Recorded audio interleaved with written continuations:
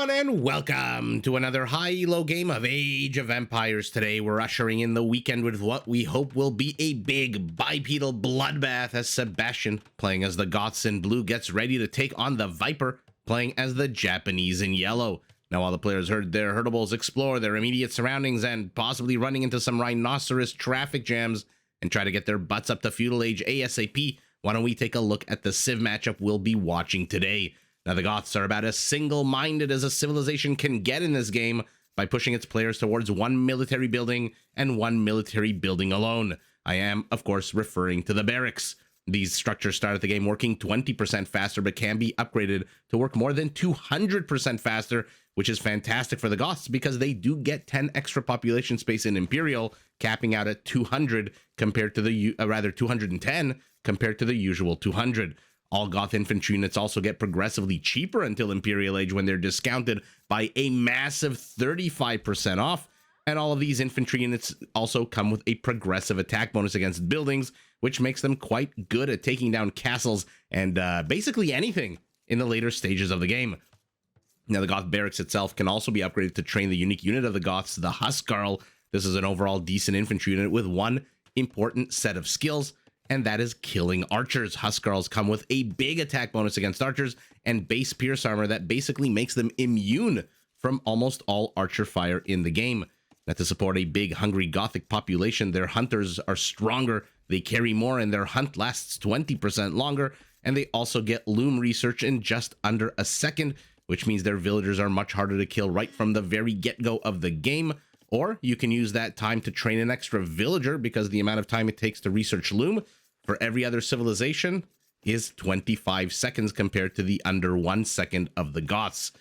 Now, pivoting our eye to the south of the map, we've got the Japanese in yellow, a civilization also focusing on their infantry. The Japanese have access to all infantry units with all barracks and blacksmith upgrades, and all of their infantry units attack 33% faster starting in Feudal Age, which greatly benefits their unique unit, the Samurai, a medium infantry unit with an incredibly lightning fast attack and an attack bonus against other unique units. Now, to support their infantry on the field of battle, Japanese cavalry archers come with a small attack bonus against I was gonna say other archers, but no, just archers, except for skirmishers. Their trebs can be upgraded to fire faster and pack and unpack faster, and their towers can be upgraded to fire 2 extra arrows. Now, to help you save the resources to pay for your military endeavors out on the map, Japanese mills, lumber camps, and mining camps are all half price. So basically, buy one, get one free.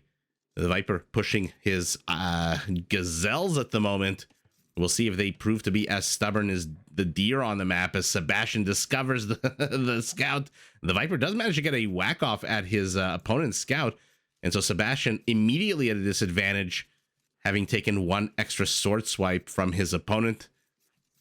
The Viper continuing to gather his sources of food. A good time for us as Sebastian does the exact same thing. Let's explore the bases and see whether or not there are any major advantages, disadvantages that we can see. And now the Viper looks like he wants to head out and explore the map, although a little bit of a indecisive activity happening there out of his scout.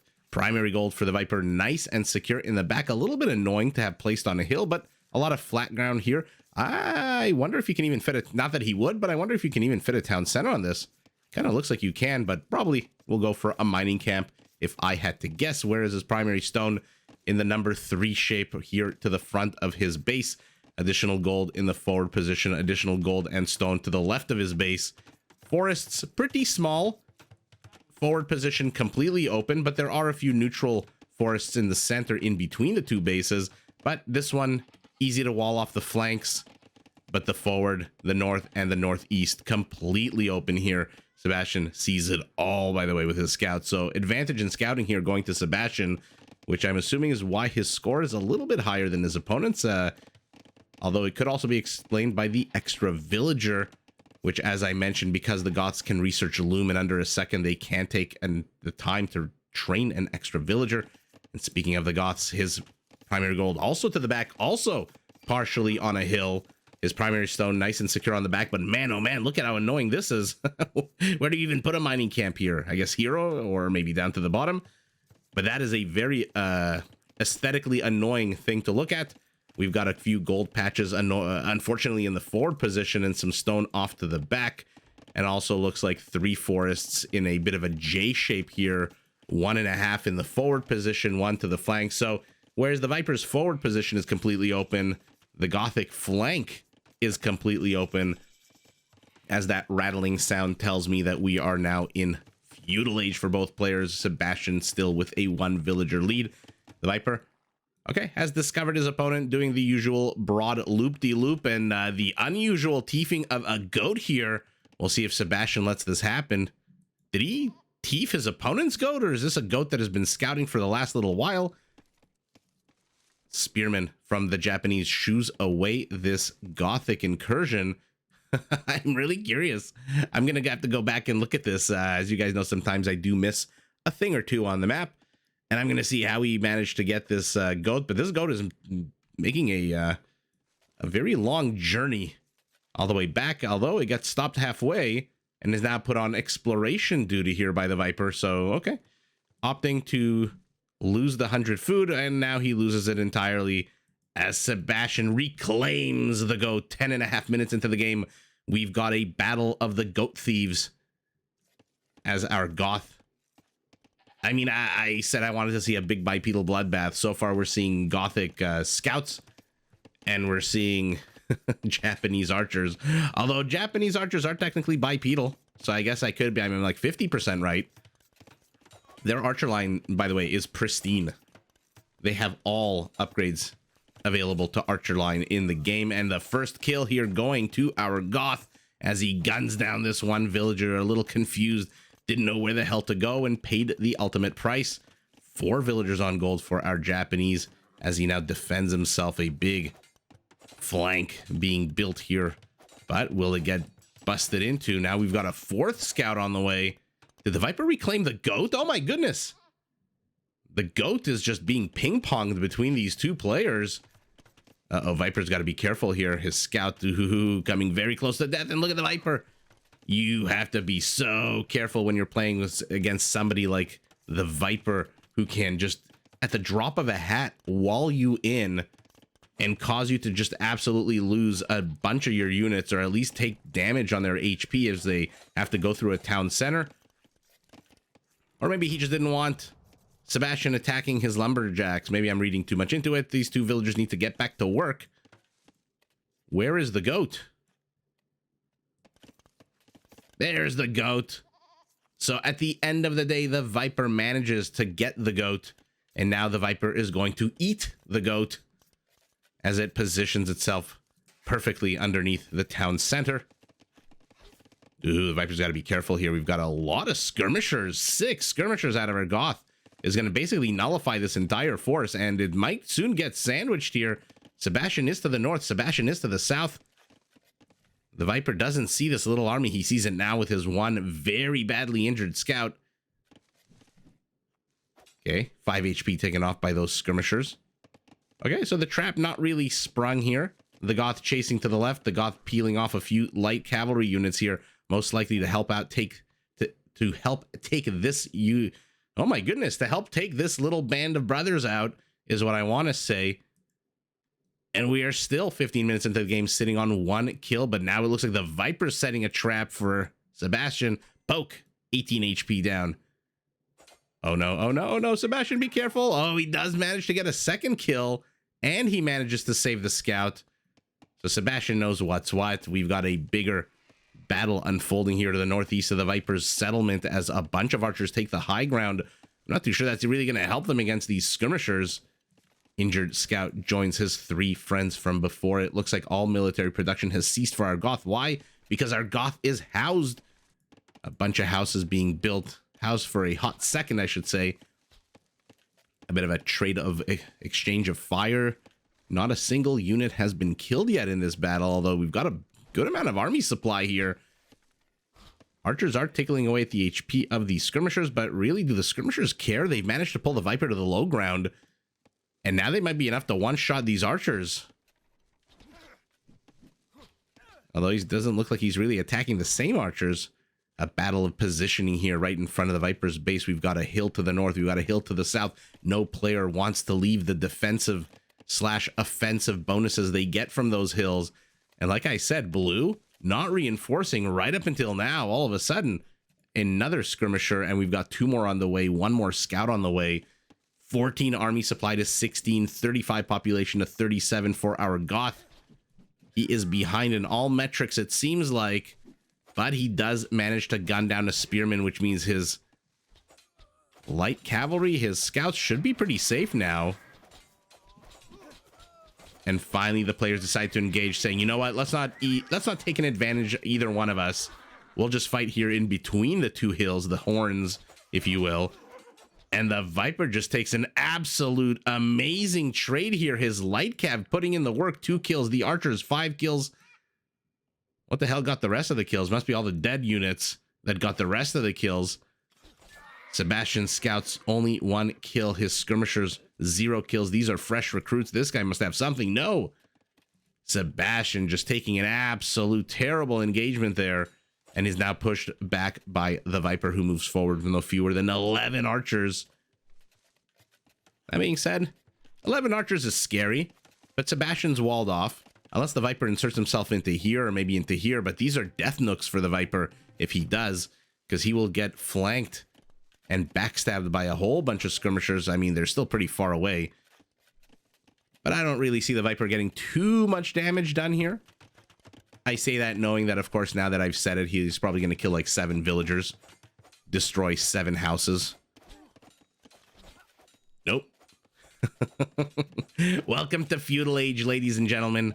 Let's see the Viper's vision. Let's see if he notices when this blue army. And like I said, now all of a sudden, he has one direction he can go in, and it is not back home. It is further into the recesses, into the depths of enemy territory here as these skirmishers close in. But oh man, Feudal Age is just such a weird time. Half the ranged units miss, half the melee units get almost nothing done. Ooh, looks like Sebastian's scouts are a little bit out of position, but he does close on the archers. He does close, and now all of a sudden the Viper's in a serious amount of trouble here. 3 archers get picked off. A 4th should die any moment. A 4th dies. And now we're adding scouts into the mix, although Sebastian's scouts need to get from behind the skirmishers to in front of them. I don't know why. I guess, apologies. Keep looking at the Viper's map vision. He already knows what's chasing him. And I would be shocked if more than 1 or 2 of these units make it home. I would be shocked if the Viper continued to just wait while these archers died here. Okay, he does reinforce 13 now, but that was an absolute successful pushback by our Goth.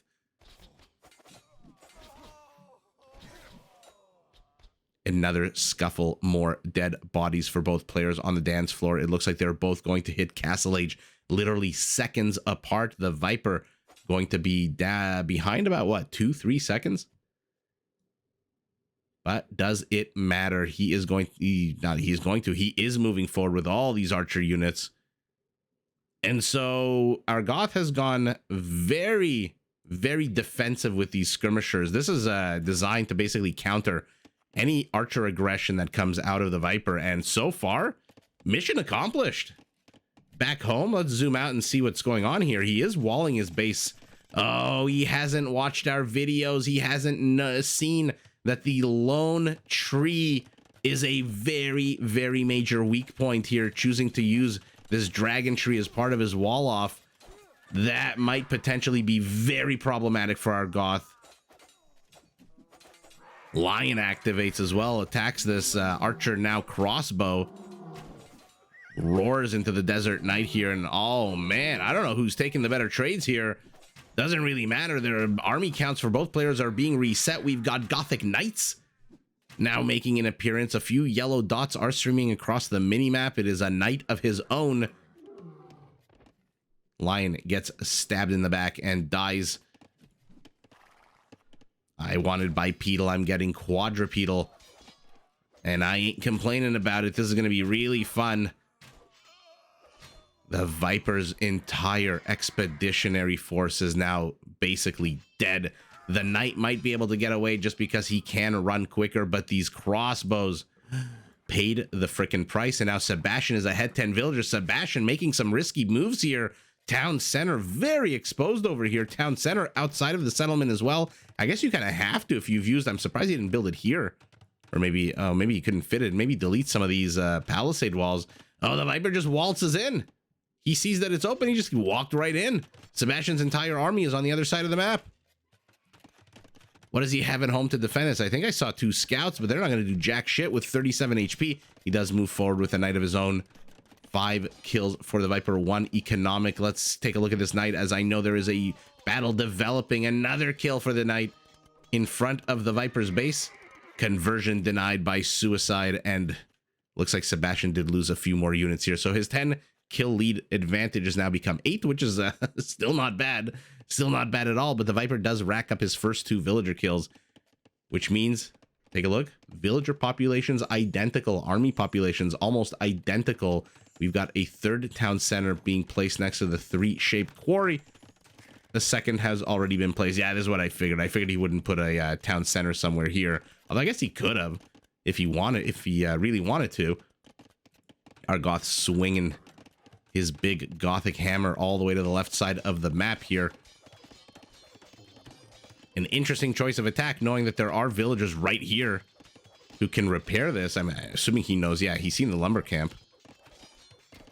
And now Japanese cav archers are making an appearance. Okay, okay.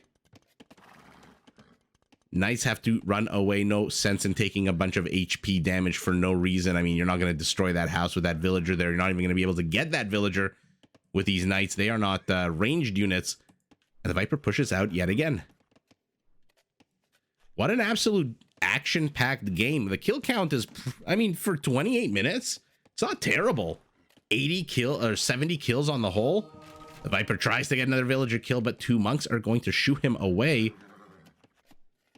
So let's see what's being built here. We've got a university, I'm assuming, for ballistics being placed. We've got a cav archer defending this. The presence of 1 cav archer is enough to stymie the attempts of Sebastian to bust into the base. We've got this full health scout who, if he had gone left instead of right, probably would have seen the monk. And then 3 swipes of the magic sword, and that monk dies. Ooh, the cav archers are leaving the safety of the town center, though. I don't know about this. What's the movement speed? 1.4 to 1.49. So these knights can, in theory, close. Ooh, speaking of closing, the Viper. Hello. Okay, he finally realizes that his cav archers have something called a bow and arrow, and they gunned down one of the knights. I believe the weakest one took the brunt of that damage and died. University for our Goth as well. I mean, again, this is a very ballsy town center. Doesn't really get the stone or the gold. Why, you could have placed it here if you're already taking the risk. Could have placed it there, being closer to the gold. Elite skirmishers are out, though. Let's take a look at what the armies are that we are working with. 7 skirmishers, 5 knights, and 2 scouts are taking on 10 crossbows, 9 cav archers, and 2 knights. So our Japanese is going very much cav archer. He's getting bloodlines.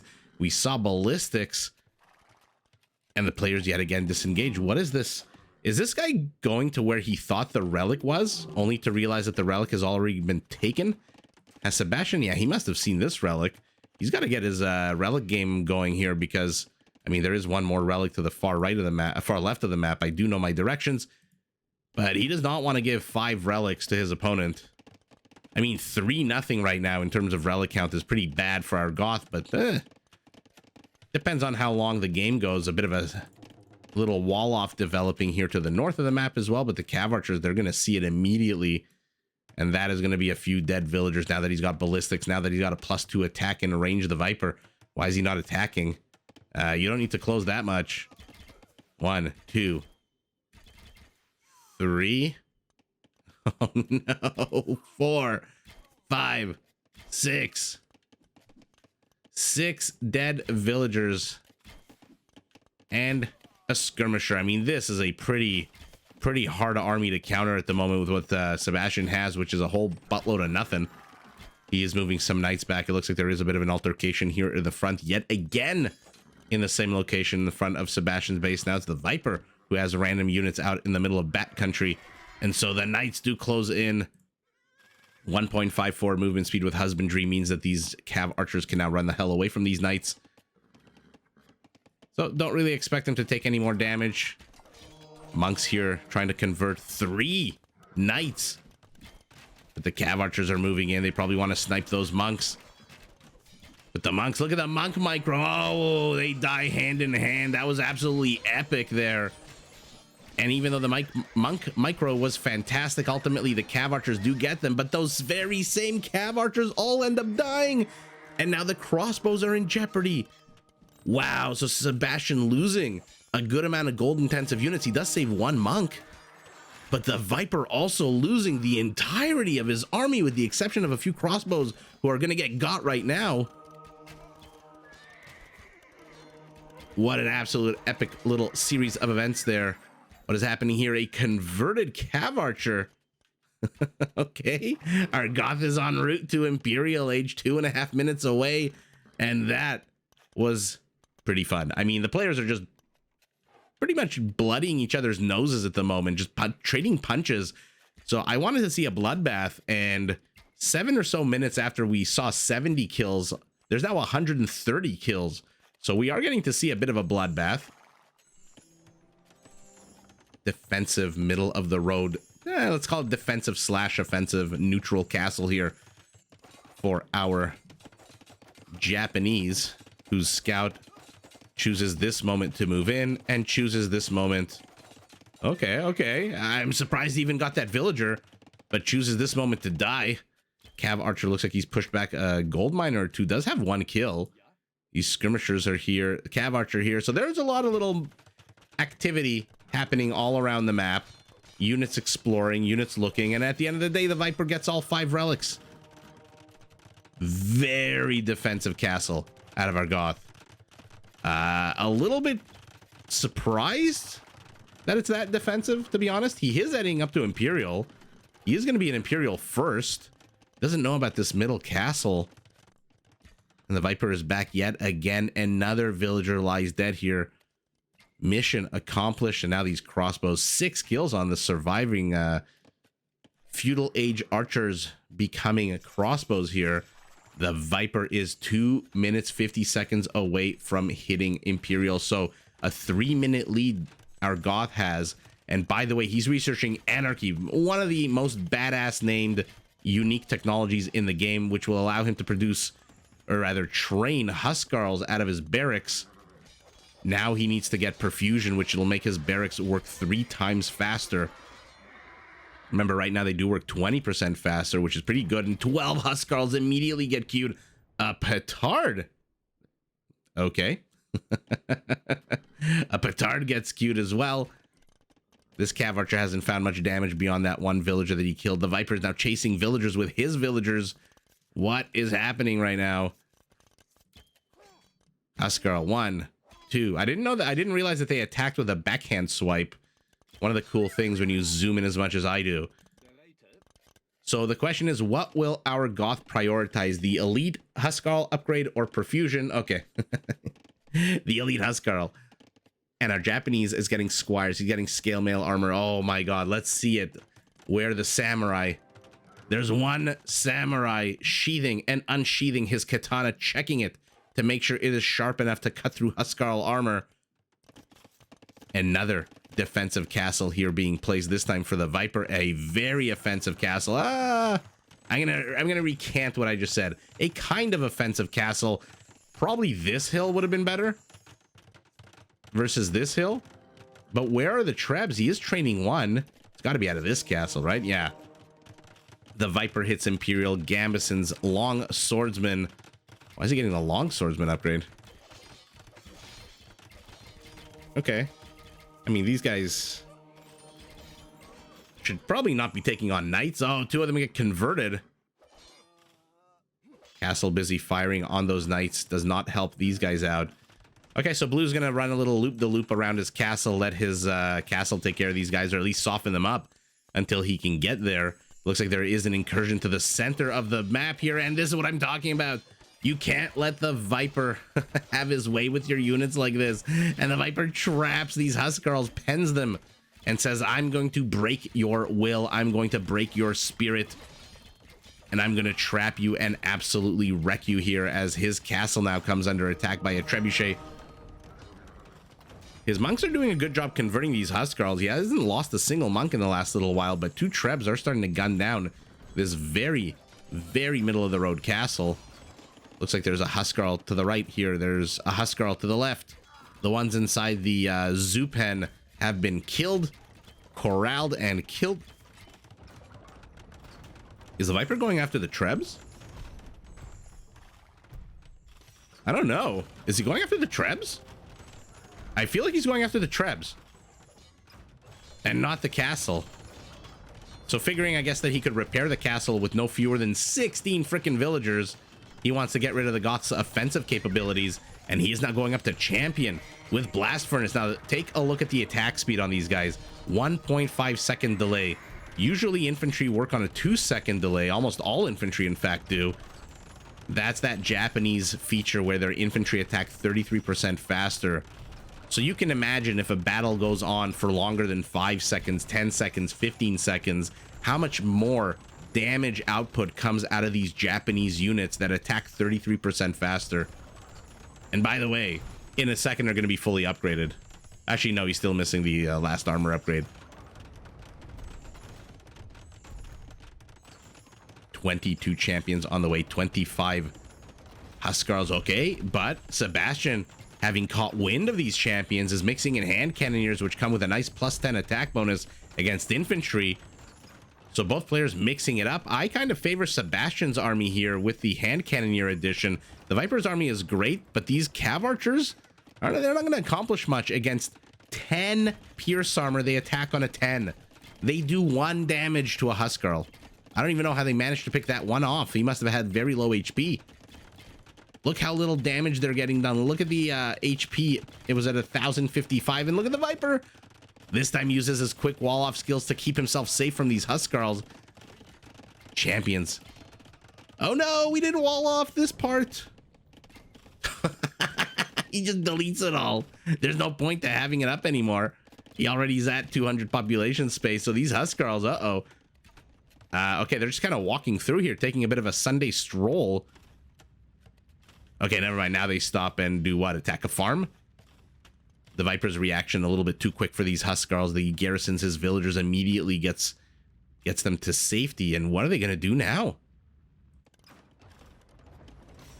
And in a fantastically shocking switcheroo, it is our Gothic castle here to the right that has fallen. Now the champions are here. They're going to discover the existence of this castle as it absolutely slaughters them. And now these Huskarls, they want out. They don't want to fight these champions. Let's compare the stats. I feel like they're quite similar. 70 HP for both, 16 attack to 17. So the Huskarl has a weaker attack, but also has weaker armor. The champion has 4 melee. These guys have 2, and they attack slower. So the Huskarl is going to get absolutely wrecked here by these champions, which explains why the hell the Viper wants to take the engage and why Sebastian doesn't. And look at all the pretty round blue and white shields on the ground here. Was that the last samurai? No? Okay, no, good. Tom Cruise is still around. He is fighting.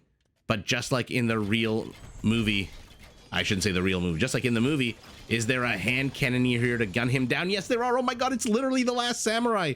No, the castle got him first. Oh, by the way, I freaking loved that movie, The Last Samurai. I love Tom Cruise with that long hair getting beaten in the rain into the mud by that amazing actor whose name I always forget, who is in basically everything. And then eventually earning everyone's trust and loyalty. Okay, the Viper is sacrificing a bunch of units. Whether on purpose or not, I'm not sure. Here to the left, to castle fire and whatnot. I mean, this army out of our Goth is still not bad. Now you can see the 210 population space at the top of your screen. He's getting murder holes. Of course he is. Why? Because he's under attack by melee units. Any attack bonus against buildings at the moment, +4. I mean, what is Sebastian's movement is a little weird here. He's kind of engaging with a third of his army. And now the Huskarls decide to join in. These cav archers are basically dead meat. I feel like Sebastian tried to bait the champions with the hand cannoneers. Okay, the Huskarls absolutely wreck the champions after the champions took a huge amount of damage from the hand cannoneers, and now he's moving forward. He's going to get the Trebs. A fantastic get there for Sebastian. Pushes back this Japanese aggression in a big way. And oh my god, I want to keep an eye on these Trebs, but look at the bottom of your screen. We've got a sister castle situation happening here as our Goth pushes out a Treb. What are you guys attacking? A mining camp, okay. The Viper's Trebs have fallen. He's got one left. But Huskarls are slow. This is why they died to plumed archers so damn quickly. And now the theater of war pivots to the left side of our screen. The Viper's population is down to 180. Sebastian is capped 30 ahead of him. Made possible by that extra 10 population space. But the Viper is just raiding non-stop. And these skirmishers are not going to do jack against the unit that has 6 melee, 6 pierce armor. Oh, it looks like a whole bunch of dead units happened here.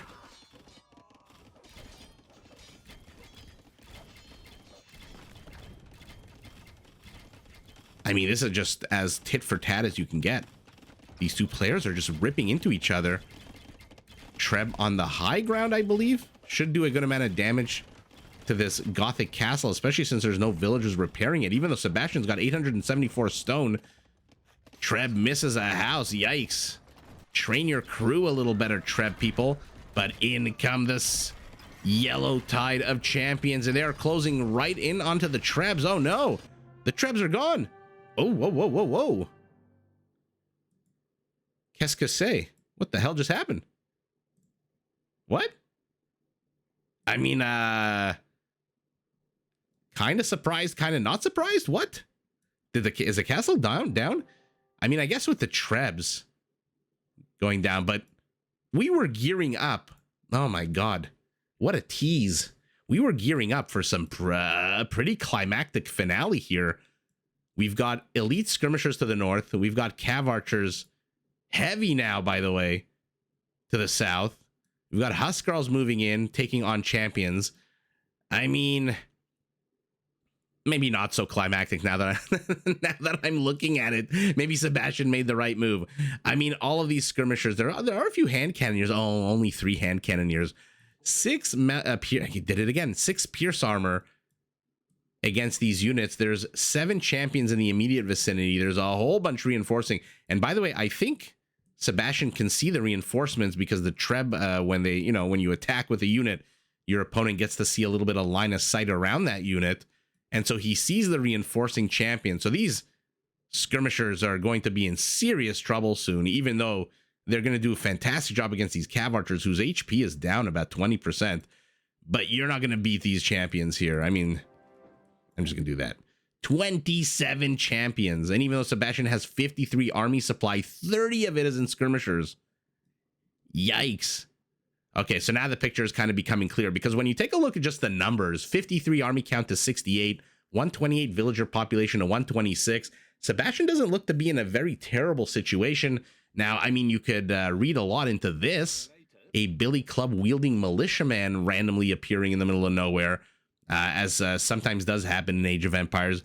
I could see if the Viper was raiding more and more that you would kind of feel a little dejected and think maybe, okay, you know what? Enough's enough. I can't really fight this off. But the Viper's not really raiding up to the north. So I'm not too sure. Let me know what you think. Should Sebastian have GG'd here? I mean, again, the numbers say tell one story, and then you dive into the numbers, you see that literally 60% of our Gothic army is in skirmishers. But and then you take a look at his resources. Yeah, he doesn't have a lot of gold. Yeah, maybe that's it. Huskarls are, they're cheap, but they're not that cheap. 26 gold in Imperial they cost. And he can train them out of barracks. And how many barracks does he have? He's got a good amount of barracks. 10 barracks. That being said, he's got enough gold to train, what, 4 more Huskarls? So maybe the numbers are kind of telling the story here. Ultimately, he's down 30 supply, which for the Goth, when you're at 180, is technically down 30 supply. The Viper's capped out at 200. Non-stop champion production. He's got enough gold for 5 more champions. And at the end of the day, like I said, when we compare the stats of a Huskarl to a champion, I mean, we saw HP identical, but the Huskarl's attack is weaker, his armor is weaker, and he attacks slower, 2-second delay to 1.5. So there's just nothing that he can do here. Maybe if these Trebs weren't here with murder holes, this castle could stand a little longer, but losing the Trebs, not getting your opponent's Trebs, not getting your opponent's castle, and I guess there is still some semblance of pressure here to the north, although it's kind of weak pressure. I just think, yeah, this fight would have been epic to watch, but I think it would have been epically one-sided. And so I think Sebastian realizes that and just says, you know, I can't. You're just pushing me off way too many things, and now I can't even mine the gold, which I think might be the last gold patch that he has. How many villagers on gold before he GG'd? One villager on gold. Okay, that's it. Yeah. Wow, what an absolutely fun game. Look, we got to see the bipedal bloodbath. Even though in the beginning there was a lot of cavalry play, and even though the Viper stuck to these heavy cav archers, I mean, I thought for sure 7 villager kills is not bad. I thought for sure these cav archers would have done what the other ones did in the beginning. They would just be running around the map, trying to snipe villagers over here, trying to penetrate the base over here. I mean, this is a lot of exposed villagers to the back. You just have to push through one castle. So you'll lose 2 or 3 of your cav archers, maybe, if you go directly in. Other than that, you may not even lose any of them. You can just park them outside. These are very exposed villagers to cav archers. And so maybe Sebastian realizes that as well, and realizes he's got no way to get back into this game. Look at the peak APM for both players at almost the exact same moment in the game. Let's once we're done, let's take a look at what this moment was, because this is 200 peak APM is amazing. That's like hero level APM. Huskarls versus champions. We know who takes that battle. The economies, whoa, are they identical? And whoa, did the Viper get a nice little touch up, a nice little boost of gold from his relics. And by the way, he was already up about 4,000 gold. Now he's up 7,000 gold, even though he's down about 3 castles worth of stone.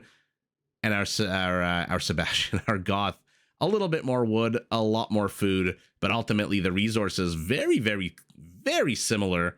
Conversions, 8 out of 253 is about 3%, 4 out of 244 is just under 2%. And there's the kill count. Oh man, both of the players just laying into one another. 47 villager kills by the Viper, 39 by the Goth, and the kill count is about 10% different. About 260 for the Goth, 230 for 260 for our Japanese, 230 for the Goth. And I think ultimately the Goth he lost too many Huskarls. And again, the numbers are kind of okay, but when you delve into them and you see that the majority of his army is these guys, what are these guys going to do against champions? I mean, what are these guys going to even do against cav archers that have 7 range to their 8? They will get one shot off before. I think the cav archers, they attack much faster than the skirmishers, right? It's 1.8 to 3. Yeah, so this cav archer does attack almost twice as fast as a skirmisher. So that first attack or advantage, who knows how much that'll actually get done. Although against a unit like the cav archer with multiple armor classes, archer and cavalry archer, remember the skirmisher comes with attack bonus against archer and cavalry archer, so they do a good amount of damage. And these are not exactly Sipahi or Tatar cav archers. These are just basic. I mean, I say basic, they have all the upgrades available in the game, just no special features. And I think our Goth just realized this is not an army he can engage into anymore.